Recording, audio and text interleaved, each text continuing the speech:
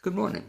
You're listening to WPVM in Asheville, North Carolina, at 103.7 on the dial. This is the Blaine's World Show, heard each Wednesday at 9 a.m., and you can also watch us on WPVM's Facebook page. I'm your host, Blaine Greenfield, in my Zoom studio in lovely downtown Fairview, North Carolina, and each week we focus on the Asheville theater scene, as well as on positive news and information about people and organizations in both Western North Carolina and throughout the country. And toward that end, it's my pleasure to introduce Todd Williams. And Todd Williams is the Buncombe County District Attorney. Welcome aboard, Todd. Hey, Blaine, thanks so much for asking me to come on and talk about the work of the DA's office. Okay, well, it's my pleasure, Todd. And you can also, by the way, wave to all your fans and friends in Facebook world. So if you're watching, Todd, this is exciting, and since the first time you've been on Facebook Live. Todd is a career public defender who serves as your elected district attorney in Buncombe County. He was elected to the office in Buncombe County DA in 2014, and he has brought many reforms to our local justice system. Todd is a lifelong North Carolina resident, lives in Asheville with his wife, a trauma-informed mental health therapist, and family. And Todd, the question I always ask first when I have somebody on the air is, you grew up where? I grew up in Winston-Salem, North Carolina, then moved over a couple counties to Alamance County and graduated in Alamance County. Elon College was the town name at that time. It's since changed its name to Elon, E-L-O-N. And then I went to UNC Chapel Hill and graduated down there with an English degree. So I'm a Tar Heel born and bred, as they say. Now, when you were going to school, did you always know you wanted to become a district attorney? I never anticipated becoming a district attorney. In fact, so that's a very interesting way to set this interview up, because it has been a long and winding process to get to this office, which was quite unexpected. Well, so what got you to this office? Yeah, I already said English major. That's the first mistake. It was actually the greatest blessing being an English major, because I read fantastic literature. I think Shakespeare is has been sent from another planet, another alien species or something. He's so absolutely brilliant. Big fan of Shakespeare. But when you graduate college with an English degree, you got to figure things out thereafter. So what I did for a while is I was an English as a second language teacher and adult basic skills teacher in textile factories in Alamance County. And I thought, maybe I'd go to graduate school in English and continue on the academic track. But I really wanted to have, I guess, more productive use of whatever talents I may have, at that juncture. And I came in contact with a program called Literacy for the Homeless. Okay. In Alamance County. It was run through the community college. And really what that program was is, there were some classes on adult basic skills and reading and whatnot. But folks came into this class and they needed help, completing like job applications and like, life skills type stuff. And the folks that I worked with coordinated these folks with quite often basically the Pisgah legal services. Sure. Of Central North Carolina. It was North State Legal Services. And I got to know a lawyer there, and I was impressed with the lawyer's commitment and integrity and all the rest of it. And I thought, lawyers don't necessarily have to be the kind of lawyers that are stigmatized or stereotyped, right. In terms of, ambulances and lawyers and all that kind of thing. And so I decided, maybe, with the English degree, a lot of English degree holders end up in law school. Maybe that is appropriate for me. And so it was a little bit of a path. It took 2 or 3 years for me to get to law school. But when I went, I really went in the hope of basically going into labor employment law or criminal defense. And I ended up being a public defender for 13 to 14 years, and then a capital defender for 2 more. And then in 2014, not to get in the weeds too much, but in 2014, there was some history here in Buncombe County where the North Carolina Innocence Commission came up here, held hearings, and found that 2 men were wrongfully convicted, that the DA had withheld evidence, that they had taken long terms in prison. And, the justice system just simply wasn't working here. All right. And I had experienced that as a public defender. I had represented people who had stolen a $12 pair of shoes at Walmart, taken it back to the exchange counter, gotten cash back, basically shoplifted shoes and brought it back, got cash in exchange. It's called a false pretense. And then filled Right. their tank with gas and drove off, got arrested. They had bad records and spent, 12 to 15 years in prison after an habitual felon enhancement was laid on them. It's like 12 to 15 years is certainly appropriate for violent crime, but not for this kind of, crimes of poverty and opportunity that don't involve victimization. So we had the wrongful convictions. We had on a per capita basis, one of the highest rates of, conviction with folks sitting on death row in North Carolina out of here. I threw my hat in the ring, and I ended up defeating the incumbent in 2014 with about 70% of the primary vote. And I knocked on a lot of doors, and I knocked on Blaine Greenfield's door, per se, and your answer was, "You're running against so and so. You got my vote." It's like most people didn't even want to know my name. They just wanted to vote against the DA who was there. Well, it's funny you say that, Todd, because Because ordinarily, I want to say that the reputation of the DA's office was at a very low ebb. because what's funny you say that, because ordinarily you don't think about the DA too much, and it like even as you're talking about it, there, and we were talking off the air, you talk about presidential and congressional and Senate races, all that stuff. But the DA, people, it's just not number one on people's radar screen.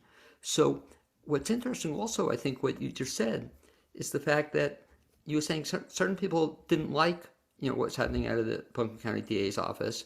But unfortunately, some people do like it, in terms of, you say convictions and people on death row. And it's incredible what's happened in society. Some people say that's the greatest thing, since cream cheese. You guys, we should put more people in jail and longer period of time. So it's, I guess, a constant dichotomy you have to deal with. Yeah. Here within the office, we try to thread the needle, if you will, so that we can ascertain, what's the community's broad-based community sentiment about what justice is. And, what we basically as DAs, we're advocates in front of the court. The DA doesn't invest. We don't, the DA doesn't investigate. We don't arrest. We don't sentence. We don't put bonds on people and hold them in custody. We don't do any of those things. But we advocate for certain outcomes and certain results in the court system. And we do have discretion to, like in regard to the shoe example that I gave, the Walmart false pretense that's laid on with the habitual felon enhancement. We don't have to sometimes advocate for certain outcomes, right? But we are advocates in the court system. And the broad-based philosophy that I think that we have here in Buncombe County, I think, my office is trying to respond to community sentiment, is we want violent crime addressed. I think that's a universal, right? And we want to treat and address mental health and substance abuse and those kinds of crimes differently. We want to bring folks in from outside of the courthouse to try to divert and address people's issues so that they're back to being productive members of our community. There's no point in sending someone who steals $12 or $14 in goods and services then to go off to prison for 10 to 15 years at $50,000 a year to the taxpayer. I think we're on a hamster wheel of not addressing the core problems in our society, in our community. So I think that's what motivated me to run in 2014 and to bring some change to this, to what we advocate for in the court system. Well, you raise a good point, Todd, because I'm also thinking as you speak about the situation that Asheville and Buncombe County is now even facing with the homeless, and the fact that unfortunately there are a lot of homeless people out there, and then unfortunately they're finding some place to go. They have to, and it's a constant battle. That what was it? They were going to make a hotel, and they're still talking about making a hotel for the homeless. And conceptually, you think that sounds like a good idea to address the problem. But then there are a whole bunch of people who don't want it, in my backyard, so to speak. And so it's a constant, battle as to what issues to address and how to address them. Yeah, absolutely. And that community, the unhoused community, if you will, they're certainly at risk. They're at risk of so many, they're highly likely to be victims of crime themselves. They're highly likely to have mental health and substance abuse issues that they need assistance with. They're probably at greater risk of suffering some grave consequence like an overdose or what have you. That being said, when grave events do occur, there should be a criminal response. But when we're talking about hey, say it's Blaine Greenfield. Blaine Greenfield, he's standing down there in the corner again. I told him not to stand in front of my store. Okay, is there a criminal justice response to that? Number one, every person, whether they're unhoused or they're Blaine Greenfield or Todd Williams, we have constitutional rights, right? You have to have probable cause to arrest. All these things are in place, right? If someone has, something in their tent, well, the police need to have some kind of probable cause to get into that tent. You can't just, right? You just can't, point someone out and then have the cops come and throw them in jail or move them or banish them from the community. So, I mean, in order to get to, some kind of resolution of this problem, we need to have a community discussion. It can't just be a criminal justice discussion. So the Ramada Inn, the solution in terms of, a low barrier housing, option, that's something the city council needs to look at. People have complained about public urination and other nuisance crimes like that. Do we want more and better, bathrooms downtown? Infrastructure questions, transportation questions. I don't know, but I mean, criminal justice is not always the answer. And I think, as a community and as a culture, I think we're looking more and more at the criminal justice system to provide treatment and, resources to folks who are vulnerable and aren't committing violent acts or victimizing people with, property crime and what have you. Those are very serious too. But you can't criminalize existence.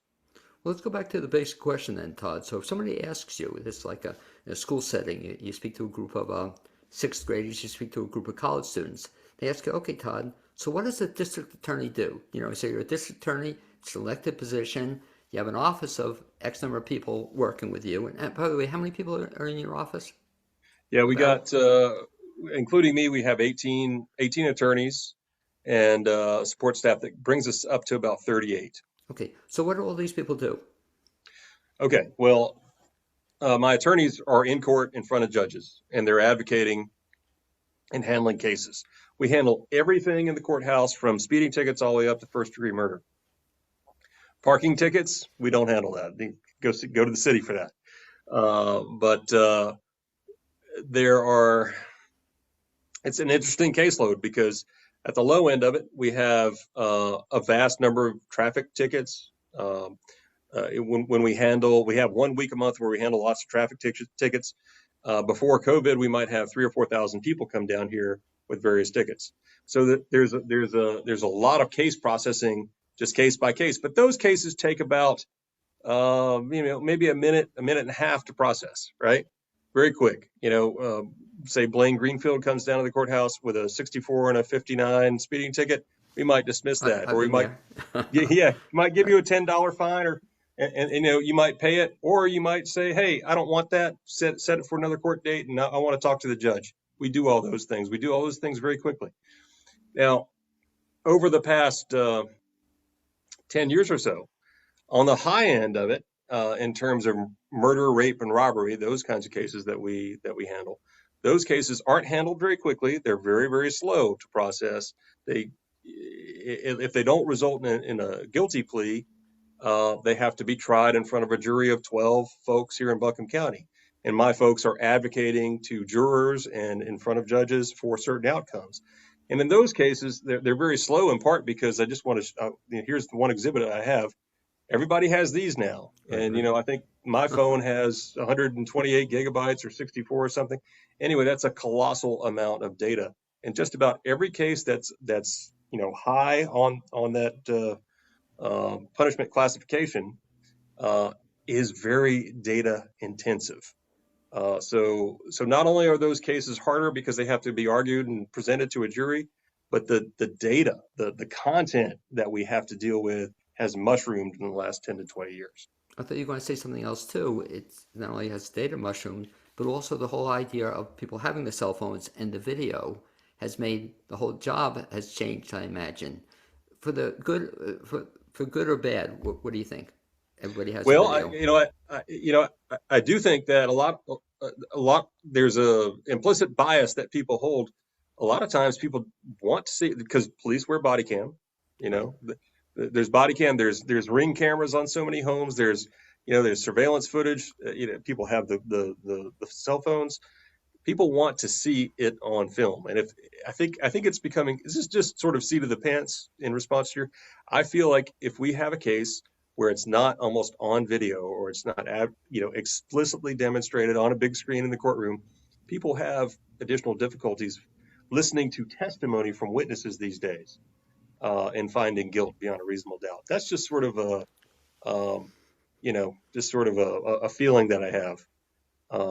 I think that's an interesting observation that you've made, because It's we interesting. live so much on these devices. It's interesting, Todd. When I think I told you off there, I used to work for the Mercer County court system in New Jersey, and they would not initially allow people to bring in, cameras or video. It wasn't allowed, and all of a sudden, everything broke, and it certainly changed, I guess, in some respects, maybe for the better, because certain things. Well, I don't know. Can you prove if you see something on video or the same kind of thing that there are different angles, different interpretations? It's not as what's upsetting, I think, to me as a layperson, maybe you also in the system, is that people think it proves you can prove everything so easily, and it's not always so easy to prove everything, even though you may think it is. And Yeah, the first precept of the justice system is you're innocent until proven guilty, right? And that's something that we always need to come back to when we're talking about the justice system. Innocent until proven guilty. We have to have evidence to prosecute a case. And I want to back up to what does a DA do? I've done presentations or talks at high school and whatnot. And sometimes I just ask questions. I said, does it hands up? Does the DA do this or does the DA do that? Does the DA arrest? Does the DA investigate? Does the DA put you in jail? Does a DA put you under a bond? Can a DA dismiss a case for any reason or no reason? And it's interesting to see sometimes people are like, well, I think, wait a sec. We don't arrest, we don't investigate, we don't sentence, we don't put people in jail, right? But we can, in our advocacy capacity, we can dismiss, a case for any reason or no reason in the interest of justice if we wanted to. And just we have to explain it back to the Blaine Greenfields of the world and your listeners as to why we do those things. Our goal is to do justice. That's what we really try to do, right? If Blaine Greenfield has a very clean driving record, and you've got a speeding ticket or a stop sign violation, you come down to the courthouse. Hey, I didn't see the stop sign. It was the bush had grown over it. I'm sorry. We're probably in about 10 seconds going to look at your record and find that it's clean and dismiss it, right? But if it's the third stop sign violation that you've had in that same community in the last 18 months, it's different. The goal is not to put the screws to everybody that comes to the courthouse. It's to do justice and to modify behavior in the appropriate way. quick question: should people, when they get a ticket, since you raised the issue, should they go and quote fight it or go to court to challenge it or appeal it? What you thinking? Well, now that's one that it's not my place to give that kind of Okay, legal advice. Yeah. Well, that's right. It's Everybody's a every live. case. Yeah. Yeah, every case is personal and specific to the folks who's been charged with crime, and as district attorney, it's again, it's our obligation to do justice and to be fair. But sometimes an attorney will be very valuable to the folk to the individual who's charged. And I think he gave good advice there, not only in terms of contacting conceivably attorney, but leaving it up to the person himself or herself. So it's not up to even the attorney. They have to make a decision. I guess if they feel they were wrongfully stopped or given the ticket, then by all means fight it. But that's Yeah. not. And what I just said applies to all my staff. So, if you came, if it's a little stop sign violation and you came down to the courthouse and said, hey, what do you recommend that I do? My assistants should be saying, I can't give you that advice. What I'll do is, if it's a speeding ticket, I'll reduce the speed from 15 over to under 10. So, that might help you with your insurance. Would you like to do that? Well, I don't know. Maybe I want to talk to a lawyer. Can you give me another date? And that kind of can you give me another date so I can think about it? By and large, we're going to, again, our obligation is to be fair and do justice. We're going to give you another date so you can talk to someone about that. By the way, I have to back up on something you said, and you were giving an example. It was a good example, but I think I heard you say something about a $10 ticket. And correct me if I'm wrong, that there aren't too many $10 tickets anymore. Well, actually, most speeding tickets are $10 tickets. We'll All talk right. about The problem is right. you got to read the fine print. These lawyers is the court costs are about $180. Right. All right. So the penalty, the fine is $10, but it's only 5% of the fees that you're paying. Yeah. Because last time, exactly, I got, last time, it's been a long time, but I went to court and I got a speeding ticket. And yeah, it said $10, no problem, or whatever it was. But then I had to go to a Mac machine or something to get the money or something. It was just, it kind of threw me a little bit. And we can get off speeding for a second, Todd. Let's start to talk about some of the other things you guys do too. So Yeah. you explain a little bit about what the DA does, but also you told me off the air, and I know a little bit about this too. There are some other offices that come out under your jurisdiction, which I think the community should know about. And they mentioned, especially with children, for example, talk about. Oh, well, yeah. Okay. So I wanted to, when I came in, again, it was never my career goal to be district attorney, but when I came in, I did have a number of things I wanted to achieve as DA. All right. There was a number of things that I felt like we could do better. Like we just talked about homelessness. I think we need a multidisciplinary and, kind of like a community-wide discussion on how we addressed homelessness. Well, we needed that also in the family justice, in the context of domestic violence, intimate partner violence, and also children. Children are so vulnerable. There's competency issues in regard to their ability to testify and recollect and their ability to put together histories, and narratives the way adults do. That police quite often aren't trained to deal with these victims. Same thing with family justice, with domestic violence. Trauma-informed services are extremely important. Offering a place where survivors can come and know that they're going to be safe, they're going to be treated appropriately, and not going to be, hey, did you ask for this to happen? They're not going to get that kind of response. We brought all those things into the court system. So I really want to give a shout out to the folks at Child Advocacy Center, who we were able to lift that off the ground in 2016, I believe, and the Family Justice Center. And concurrently in development with those agencies, we in partnership with Buncombe County, we created the Justice Resource Center, which is located at the top of the courthouse in what used to be the Buncombe County Jail. All right, and so why that's significant is it's now a place where if you're charged with a low-level drug crime or something like that, you're a first offender, you can go participate in a program and complete it in the Justice Resource Center. If it's a substance abuse issue, you might be coordinated with a peer support counselor for about 6 to 9 months. You do well in that. We address your whatever issue it was, and your case is dismissed, right? Again, the answer isn't jail. The answer isn't prison. The answer isn't always probation and a criminal conviction that then, you have to check a box on an application or somebody does a criminal record.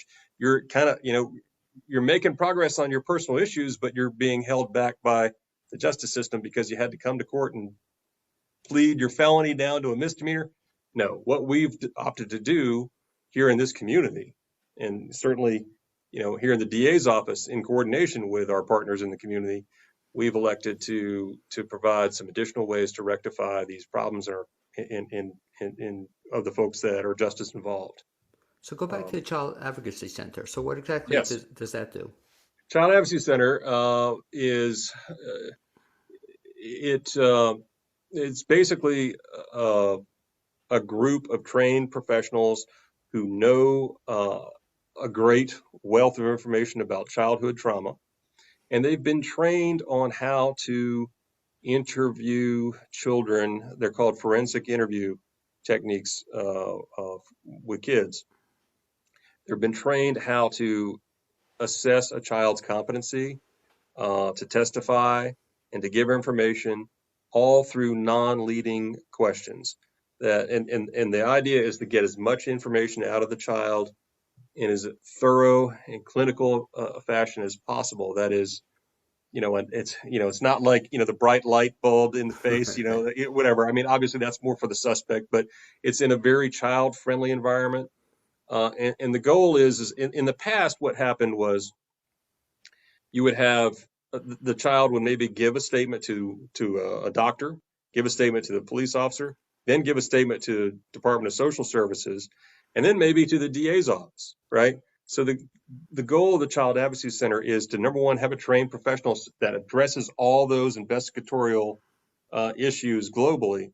And if need be, you've got facilities so that,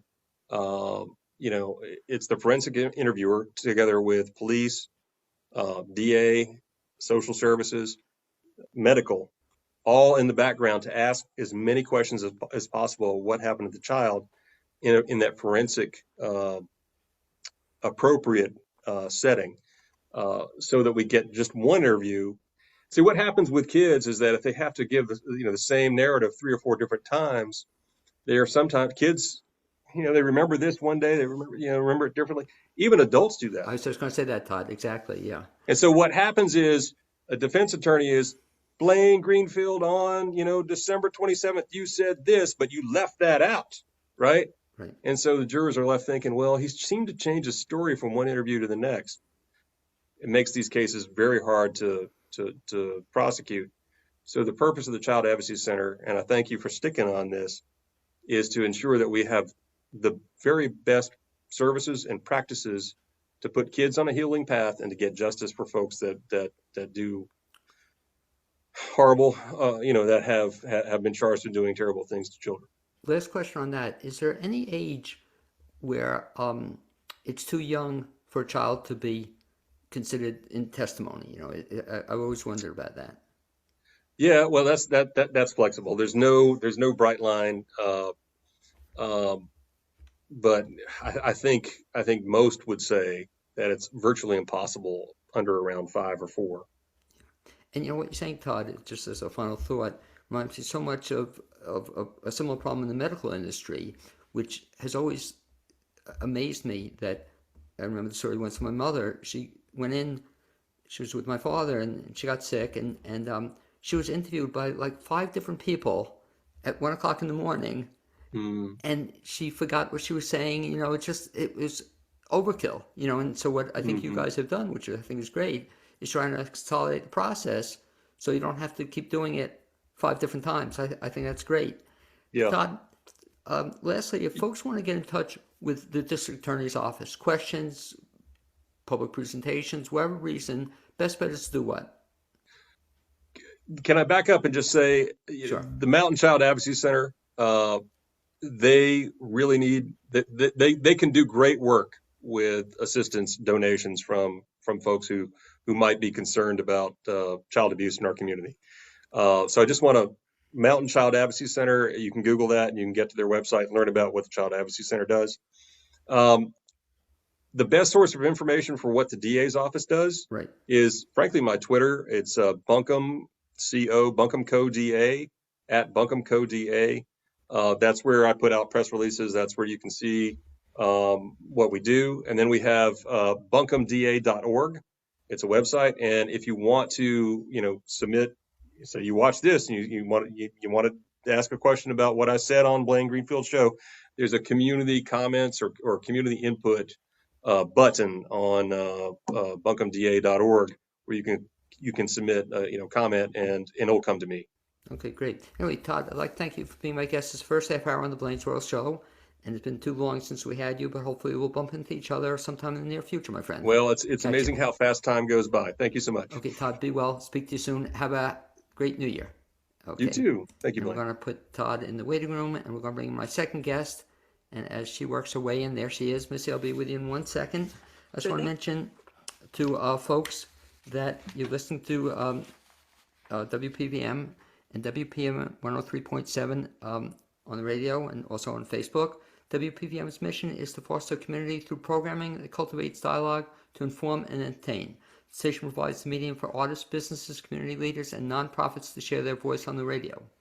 Listeners are invited to help support WPVM's efforts by making a tax-deductible contribution. They can do so by going to the website, wpvmfm.org, and looking at the donate option on the upper right-hand side.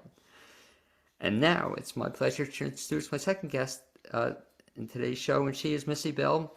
And Missy Bell is a director, writer, Mouse House Productions. Welcome aboard, Missy. Thank you so much. I'm happy to be here. Okay, and you can wave to all your friends and friends on Facebook World. So if you're watching, you see Missy. And Missy Bell is a film director in Asheville, North Carolina. She was originally from Johnstown, Pennsylvania, and got her start in the arts via musical theater in high school.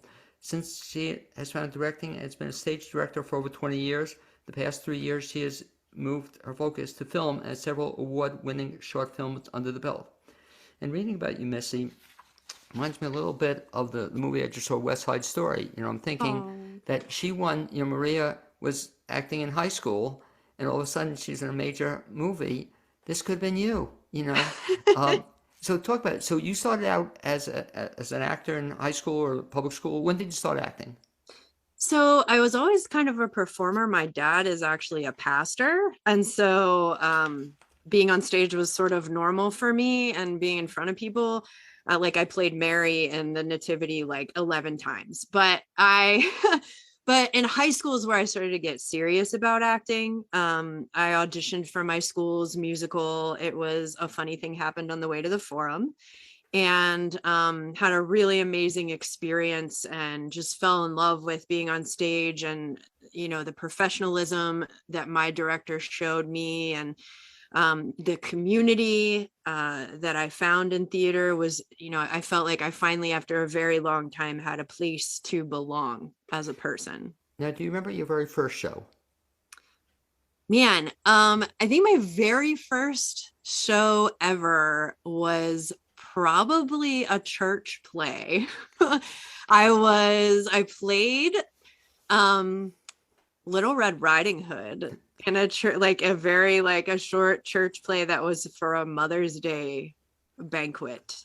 And yeah, go ahead. I have an idea for you here, especially given your film background, is that I want to do a fundraiser for some theater in Asheville. I tell this to everybody, and we'll get you involved in this too, but where everybody would do their very first production, so that, when you were a kid, because you did that production as Red Riding Hood. Is there a record of that somewhere? Oh, yeah. Yeah, I think it's on video? Maybe. No, but I think probably. But wouldn't that be cool to show your kids or something, that this is Mom as a kid. So you graduated from Red Riding Hood then, you went to high school. Did you study theater in college? I did not. So I majored in English, just like your previous guest. Yeah. I was an English education major.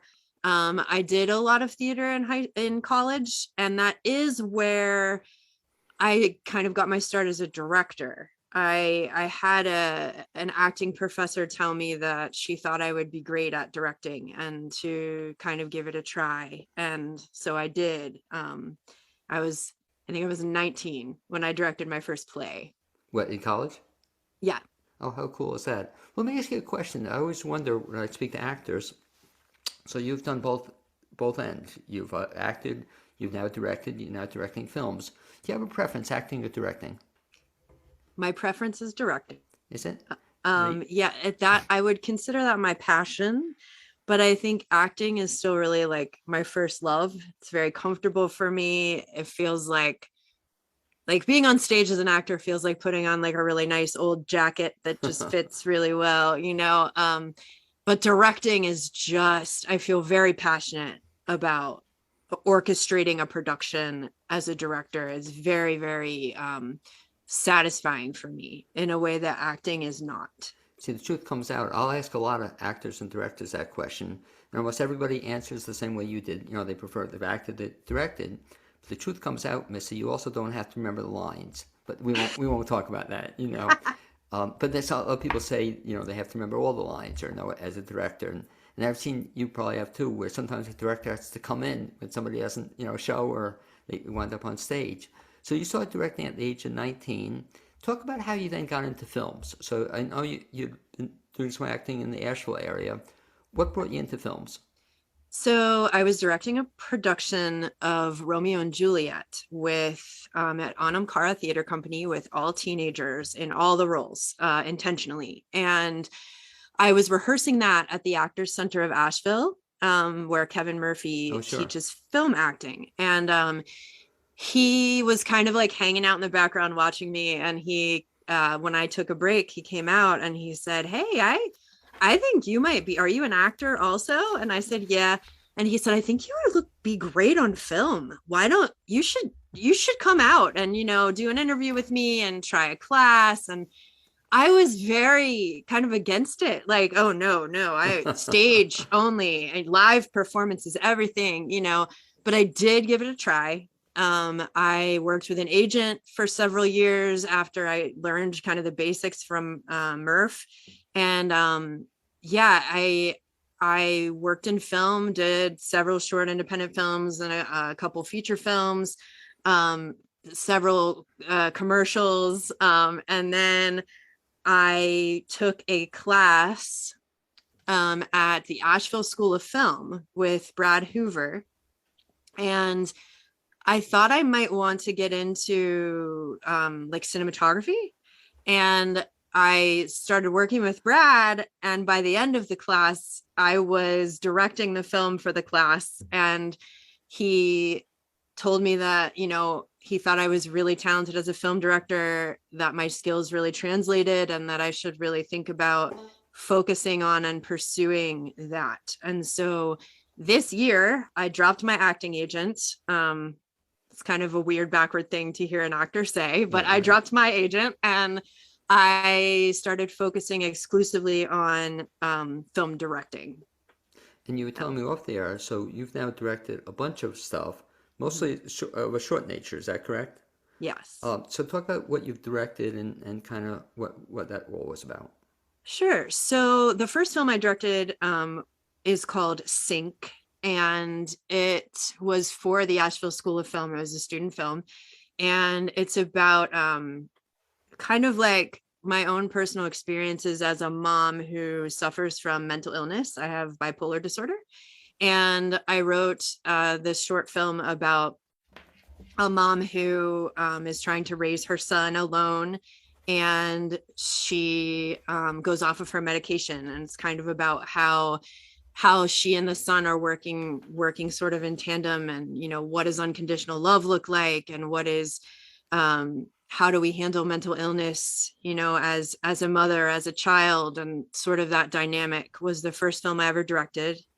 I've directed several films since then. Hold on, that film, that's kind of an interesting story. So Sure. How long was that film? That film is about 14 minutes. Okay, I mean, it just sounds kind of an interesting thing. And when you put the film together, you did everything from start to scratch, I guess. Did you write it? Did you, you know, was your idea? Did you put it together also? So I did write it and I did direct it. And then Brad, who runs the Asheville School of Film, he shot it. He was the director of photography, and he also did the editing on that film. But the actors in that film, one was my oldest child, Jonah, played the son, and then the lead in that film was Molly Graves. Oh, who amazing! I know Molly. She's actually in the film I'm working on right now. Right. She played the lead in Sync, and she was phenomenal. No, it's just a very powerful actor. I've seen her on stage. I haven't seen her in film. So that film, so you shot it. So what happened to that film after it was shot? So I sent it to some festivals. I was really just learning about how to promote my own work and kind of get it out there. And festivals actually cost money. So I was learning, just this huge learning curve of what to even do. It ended up being in a couple of festivals.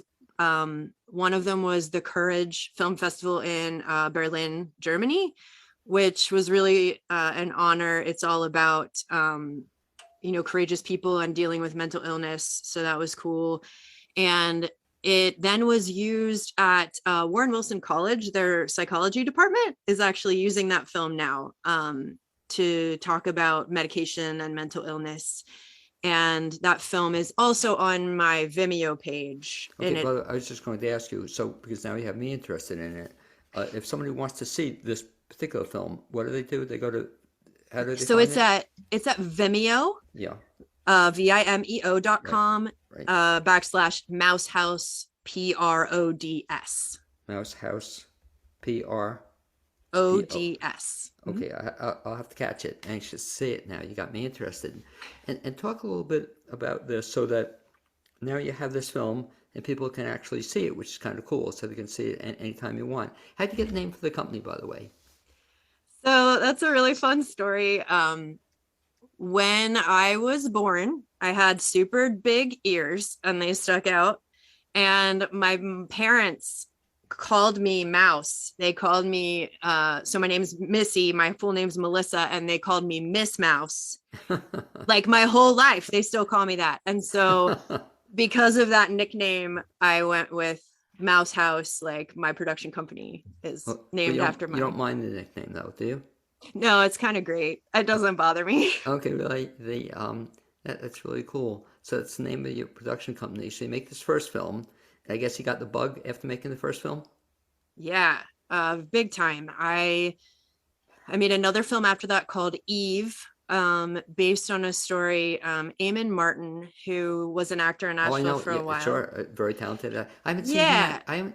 I used to love his stuff. I saw a couple things. I haven't seen too much of him lately. So he moved to New York. Is that it? Okay, very talented guy. Yeah, so good. And he posted on Facebook that he got this weird phone call, like wrong number message from this woman. And it was about that the Eiffel Tower was on fire and that she knew who set it on fire. And so I asked Eamon, I was like, hey, I would love to make this into a film. Like if you pursued this phone call from this woman, and would that be okay with you if I did?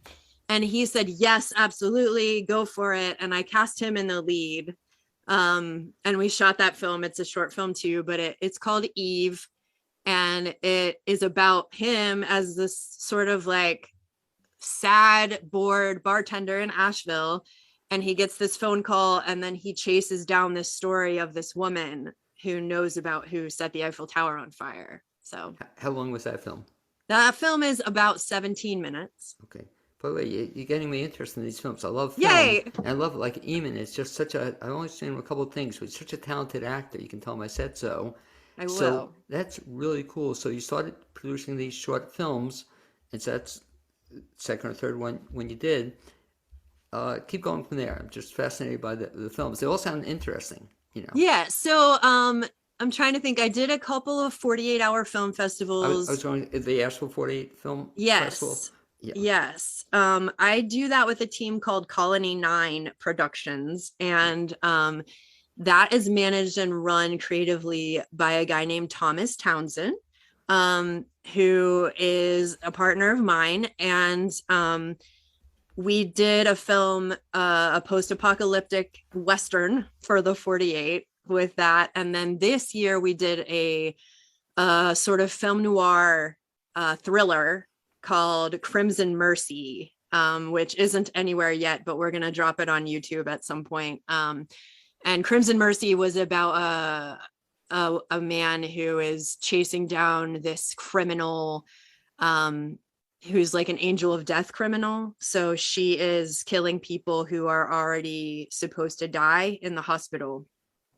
And he's investigating this crime. So it seems you like doing these light comedies. I'm listening to your subject matter. By the way, remind me too, or off the air, you can help me make contact with the 48-Hour Film Festival, because that seems like that'd be a fun show for me to do, Yeah, intro sure. show. But I've always wondered, so that must be quite a task to put together a film in 48 hours, and you've done a bunch of them. Is that tough?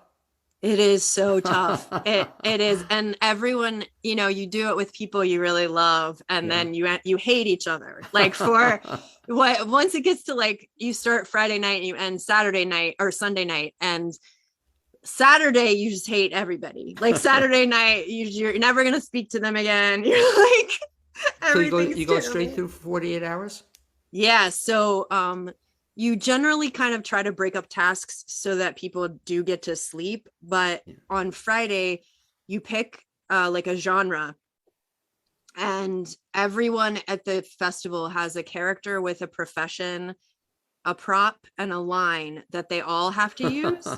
And then you pull out of a hat a genre. So, and then you have from Friday at like 7 p.m. till Sunday at 7 to write, produce, edit, score the whole film, and then they do show the festival films locally usually. And how long are these films? The rule is that it has to be less than 7 minutes. Oh, so it's a really short film. Yeah, so it has to be 7 minutes or less. If you go over 7, you're disqualified.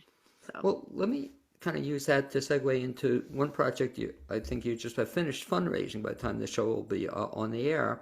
But I guess I heard about it from one of your actors, Strother Stingley, and talk about that film. So that film is called The Library at the End of the Universe. I also wrote that film, and it is about a girl named Mildred, and she lives inside a library.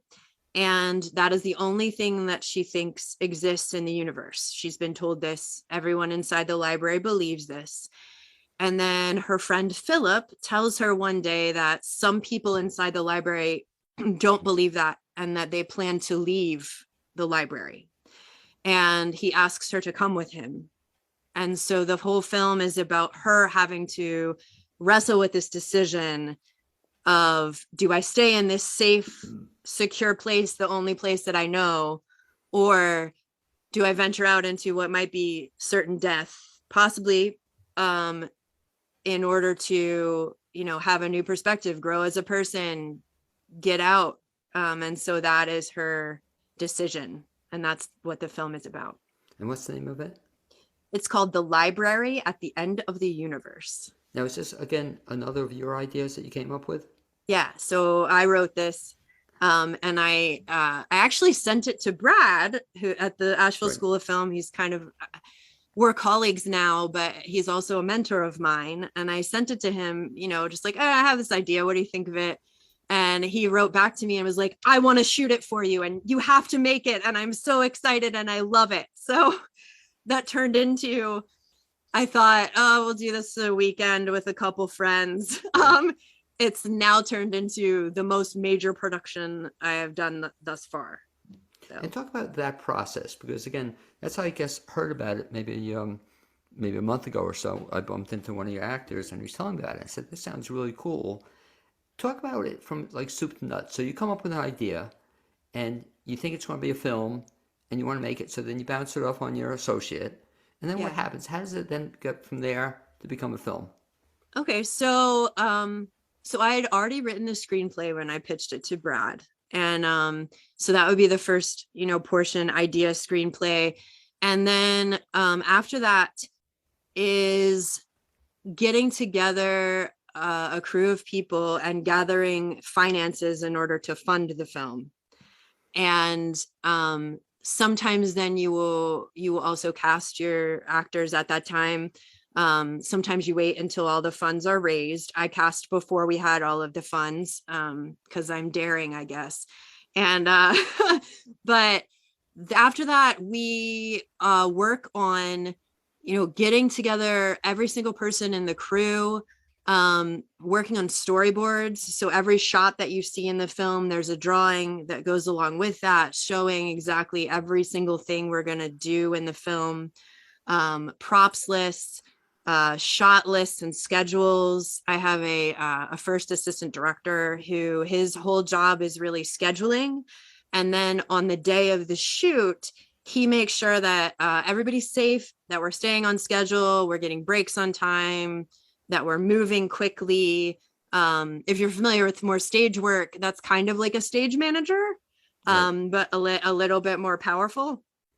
And then, so after all that pre-production work is all the planning, gathering props, and, we did photo shoots for promotionals and all kinds of stuff.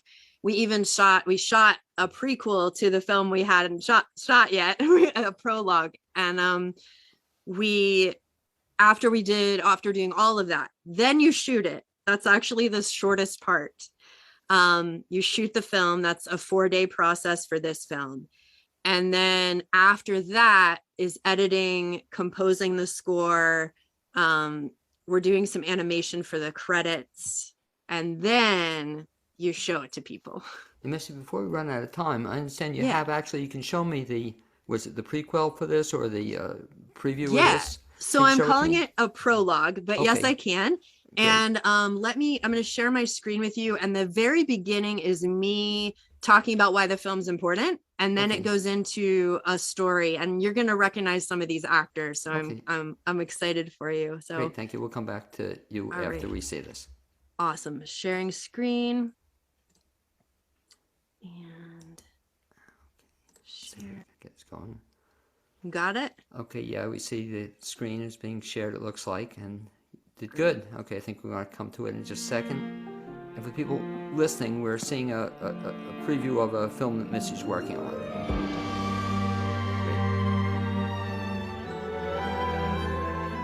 Hi, I'm Missy Bell, writer and director of The Library at the End of the Universe, the story of Mildred, a girl who spent her entire life thinking that the only thing in existence is the inside of a library. Then she's faced with a choice: venture outside the library and risk everything, or stay inside in safety but stagnation. During this time of global tension and crisis brought on by the pandemic, all of us have become essentially Mildred. Also brought on by the global pandemic has been a newfound attention to workers' rights. As a result of this, we want to make sure that everyone involved with our film on our cast and crew is paid for their work. That's where you come in.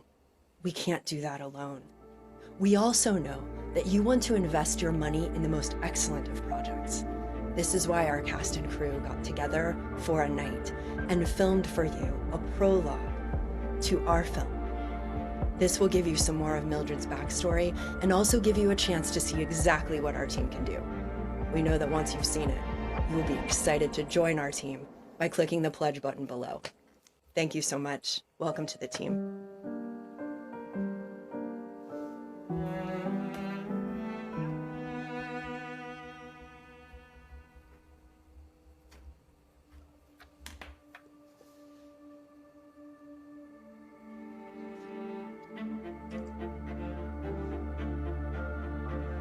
It's beautiful. You're beautiful.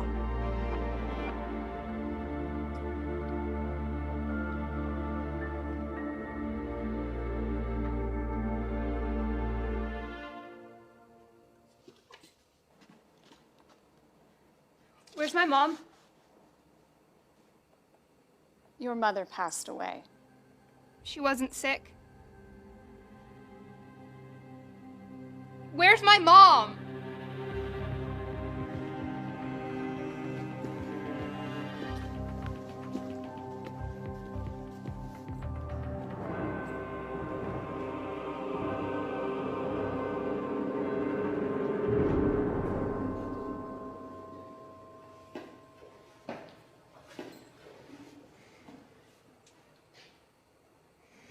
Did you find your mom?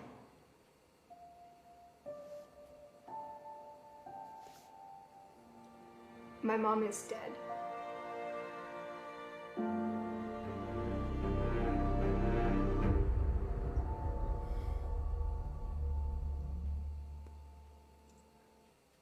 So that's the end. Okay, very cool. So this was, use that film, I'm going to change the view here. So you use that film as to tell people about it and to help with the fundraising you did for the film? Yes. Yeah, that was what we used it for. Yeah. Okay. And what's really cool, I give you a lot of credit because I believe in what you said 100%, that yeah, actors, performers, directors, behind stage people, behind the scenes, they should get paid. You know, this is, the common retort, Missy, you remember from your stage days, well, you get exposure. No, you know, it's great exposure. Exposure doesn't pay bills, I guess, or even pay for production costs of a film, you know, Right. which is something. So talk about then what happened. So this film then is going to come out when? So we're hoping it will come out in the spring of this year of 2022, March or April. But we will have a local premiere of the film when it's ready. But then it will be on the festival circuit for a year. So it won't be like super publicly available until after that year. And so what do you hope happens then? That it'll be picked up by a festival and it's shown, or where does it go?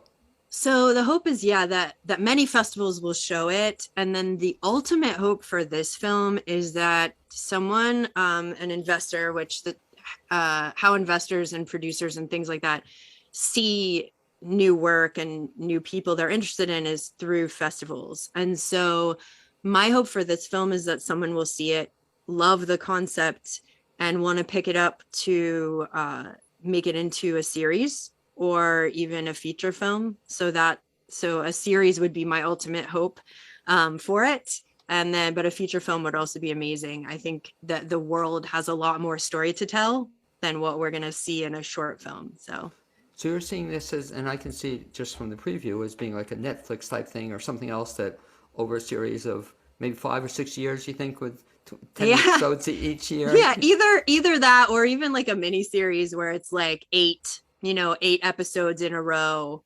I think that would be amazing, just to kind of show, what is the library and what's really going on here. And all those questions aren't going to be answered in the short film. But there is a version of what you just saw. The director's cut of that actually has a scene that shows what happens to Mildred when she goes down into the basement with the librarian Strother plays. And so that is actually, you can see that on the campaign page, which is still available for updates. And on the campaign page, there's a section that says media. And under that tab, you can watch the director's cut, which has Strother and the basement scene where we find out what happened to Mildred and her mother and that sort of stuff. Well, you kind of anticipated my next question. So if folks want to find out more about, first of all, this particular production or about Missy Bell and some of the other stuff you do, what's the best bet? So this particular production has all the updates. The film you just saw and the director's cut of that film is at bit.ly, so bit.ly/library at the end. That's so bit.ly/library at the end is the link to the campaign page. And then we also have an Instagram for library. It's at library at the end.